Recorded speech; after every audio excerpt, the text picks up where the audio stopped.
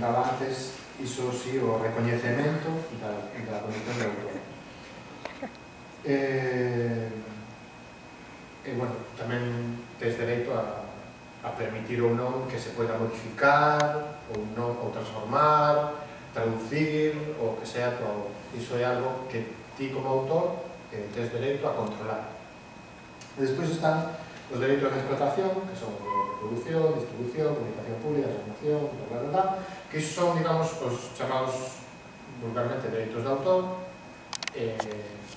no código anglosajón copyright, que son os que ti cedes a entidades editoras ou produtoras para que o comercialicen ou o distribúan ou o que sea. É dicir, e a cambio, por esa cesión de uso, ti recibes uns cartos a cambio, bueno, se queres, claro. E ademais, bueno, según a lei hai certos límites de tempo, espacio e soporte. Por exemplo, non podes ceder, inda que poñan un contrato, que a veces fan esos trucos nas editoras, así. Non podes ceder os dereitos de difusión da túa obra en soportes que non están inventados. Porque ti, como non están inventados, pero a veces aparecen cláusulas que din cedo mis derechos para cualquier soporte, cualquier país conocido y por conocer, y inventado y por inventar. No. Se está por inventar, porque non existe, non pode ceder os dereitos. Esa cláusula, digamos, que non sería legal. Habría que renegociar. Igual que cando cedes, por exemplo, no mundo editorial, supónse que cedes por unha edición, unha tirase e un ámbito territorial. Por exemplo, se cedes os dereitos para o territorio galego en lingua galega, se despois esa mesma editorial o quere sacar en castelán para toda Latinoamérica e o resto de España, habría que renegociar as novas condicións, porque non están incluídas dentro disso. Normalmente, os contratos suelen ser bastante extensivos, o cal firmas unha vez para sempre, jamás, casi. O que pasa que, bueno, se non se especifica o tempo, que non lembro agora se son 15 anos, creo, ou 5 anos, agora non estou moi seguro, máximo de explotación. Pasados eses anos, se non se especifica nada en contrario, habría que volver a renunciar, ou, non poderían volver a reeditarlos en o teu permiso, por exemplo. E, bueno, máis ou menos, iso así a grandes riscos os dereitos de autor, que, bueno, como vos explicaba antes na cafetería, é moi extenso, hai moitos casos concretos, por exemplo, según a legislación española, só se poden xestionar os cobros de dereitos de autor, digamos, a través de sociedades gestoras. Non tanto, o sea, non tanto de, por exemplo, un libro que se edita, como, por exemplo, a música que se emite na radio, ou películas que se emiten en televisión. Iso pasa todo a través de sociedades de xestión de dereitos, como a SGAE, o Cedro ou outras, que son as que, digamos, se encargan de recaudar, e a ti, ao cabo do ano, así, pásanche a tua parte correspondente. Iso en teoría. Despois, non se pode eliminar do intermediario? Por a lei, non. En principio, a lei di que ten que ser a través dunha sociedade de xestión. Aí, igual a lei se está quedando anticuada, ou igual fai falta unha nova sociedade de xestión que xestione, por exemplo, as licencias Creative Commons. Claro, por exemplo, cando antes dicía que tú mandaban cancións e las pon, normalmente non hai sociedade de xestión polo medio que... Pero a radio para. Claro, todos os meses, ou non sei se para todos os meses, todos os anos, para as sociedades de xestión, as GAE, supostamente, no caso da radio, unha cantidade, non sei se é fixa ou non sei exactamente como vai. En teoría, teria que ser en función da música que emite, na escaleta, para poder darle a cada autor a súa parte correspondente. Pero creo que vai un pouco a eito e ao final quen máis leva é a xente que supostamente máis vende, supostamente ten máis difusión, é máis coñecido, e todo iso. Pero, por exemplo, as radios, as teles, pagan, bueno, igual que obligan as cafeterías, e todo iso, algo parecido. E así a lei, como está. Registro da propiedade intelectual. Para que sirve? Ben, unha recomendación que se debería facer os autores é que antes de facer pública a súa obra a rexistre sempre. Por qué? Porque, como ben dicía a lei, supónse que no momento que creas unha obra ti eres autor, pero en caso de un litigio hai que demostrarlo. Entón, o rexistro da propiedade intelectual para que sirve? Pois é para inscribir a túa obra como que ti eres o autor e que esa obra é túa. Para que un rexistro, a propia palabra única. Hai unha anotación que di Menganito Pérez é o autor de tal obra. Que pasa? Te podes ir a registrar unha obra que non é túa. É dicir, aí non te piden pruebas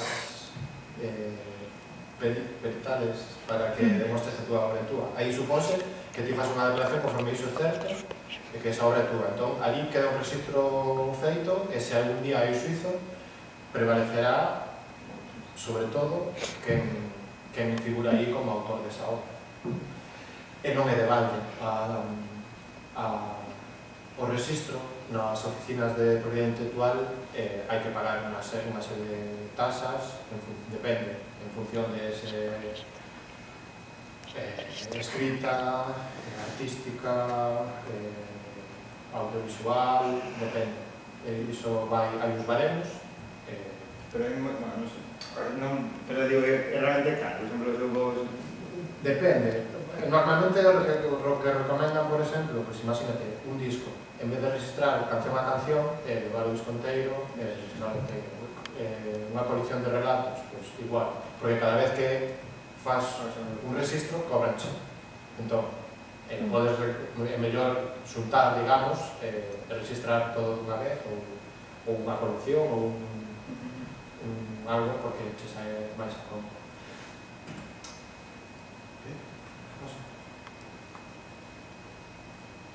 Outros sectores, aí aparece en principio tachando unha cousa, porque hai, coméntase por aí, de que unha obra, o sea, que a mandas por correo a ti mesmo, certificado, e non abres o sobre, e iso podería valer. Parece ser que non é tan de fiar. Porque a efectos legais non é tan válido como o registro. Despois, eu unha vez oíra que se donas unha copia da tua obra a unha biblioteca, como aí tamén hai un registro, se apunta que fulanito de tal donou tal obra en tal momento, que eso podría valer, pero non sei ata que punto é de fiar, porque iso, igual que pensaba todo o correo postal, que todo o mundo fala diso, era certo, parece ser que non. E despois hai un sistema que comezou hai uns anos en liña, que se chama Shape Creative, que é como unha oficina de registro da propiedade intelectual online, que é gratuito. Hai unha serie de cousas que se pode facer que son de pago, pero digamos que é a maiores. O feito de registrar é gratuito. Pídenche os teus datos, o DNI, tal, se podes facelo con un DNI electrónico mellor, porque digamos que é máis de fiar, máis legal, pero con que iso, metas os teus datos, o teu número de DNI e iso xa está. Podes subir obras illadas, coleccións, igual que con o registro, e, como é gratuito, non pasa nada. Vantaxes, non te tens que desplazar, é gratuito, podes escoller o tipo de licencia, se queres que sexa dereitos de autor pechados, tipo copyright ou licencias Creative Commons. Por exemplo, no caso da música, se vas a unha oficina de registro de propiedade intelectual, tens que levar a partitura. Hoy en día, tens que levar a partitura. Salvo, parece ser, en casos así extraordinarios como música electrónica ou así, que se fai con maquinitas, que non hai unha partitura real que se pode llevar, pero en principio fai falta a partitura e iso. Aquí, con que subas un arquivo de audio en MP3 ou en OBG ou en WAV, o sea, non fai falta que subas unha partitura, podes subir os arquivos de texto en PDF, en DOC, o sea, é fácil. Ten despois ferramentas, por exemplo, hai unha para o Flickr, non sei se coñecedes o Flickr, para subir fotos e tal. Isto é unha aplicación que ti instalas, digamos, no Flickr, e cada vez que subas unha foto nova, automáticamente queda registrada en SafeCreate. Entón, bueno, está ben. É prácticamente igual de válida que registrar nunha oficina de registro da propiedade intelectual. De feito, parece ser que houve algún caso de xente que gañou suizos gracias a SafeCreate. Despois aquí que teño apuntado saber máis dos derechos.0, non sei se hai conexión aquí en casa. Esta é unha web que leva mismos humanos e posta, que ten así 4 ou 5 vídeos que falan sobre do plagio, registro, sobre como se registra unha obra, xa hai xente falando, explicando. Aquí explica, por exemplo, iso de que o de enviar unha carta certificada sin abrir, que non. Bueno, fala tamén da cita e a parodia, que son, bueno, o dereito á cita e a parodia, digamos que son... Isto fixo a través do Departamento de Cultura do Goberno Vasco. O sea, hai comunidades autónomas que se curran cosas interesantes para a gente. Bueno, son moi amenos, aparte, bueno, os vídeos hai determinados puntos onde ten un boteciño de máis, que se lle das, estende un poquinho máis ese trozo da entrevista, despois retoma o vídeo que está moi chulo.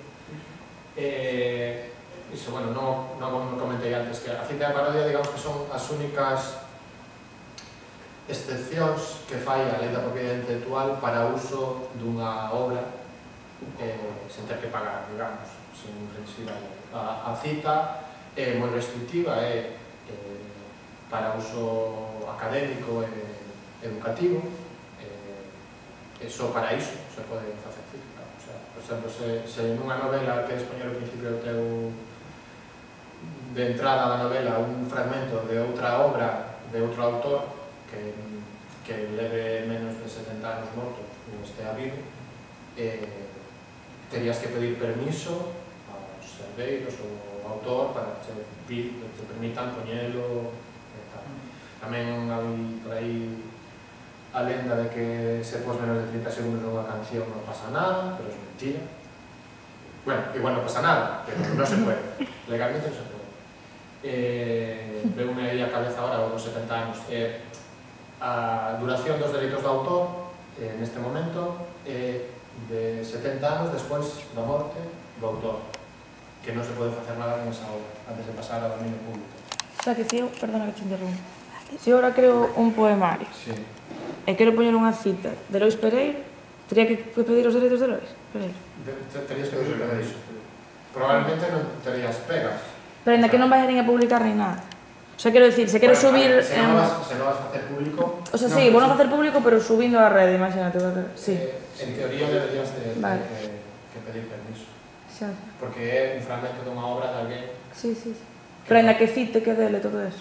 Sí, ainda que cites. Vale. Iso é algo que despois veremos con as licencias Creative Commons, que son cosas que sí se permitirían. Iso. As obras anteriores creo que 80,